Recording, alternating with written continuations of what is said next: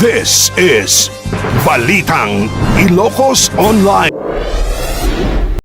Okay, mula sa Lawaga City, kasalukuyang nag-aahon ng bangka ang mga isda dito sa barangay La Paz dahil sa parting na bagyong Krising.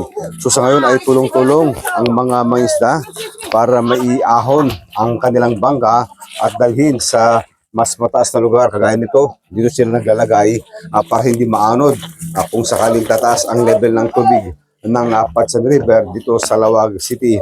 Kitang-kita ang bayanihan ng mga residente dahil marami pang bangka ang kanilang iahon mula dito sa ilog kagaya nito. Ito pa yung isa nakahanda na para ito ay dalhin sa mas mataas na lugar. Sabi ng mga isda kanina, may mga pumalaot din pero maagat silang umuwi dahil unti-unti nang sumasama ang panahon sa laot.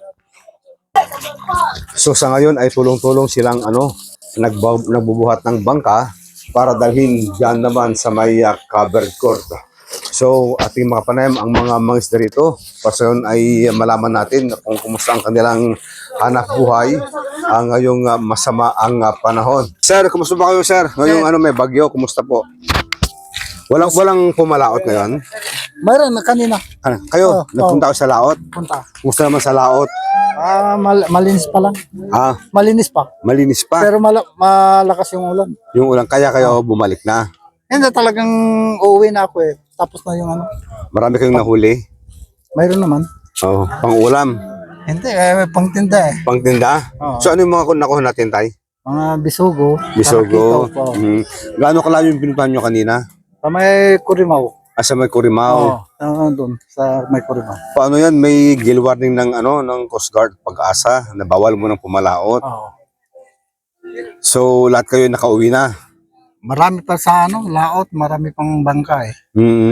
Mga ilan po, tay? Hindi ko lang alam eh. Malayo sila eh.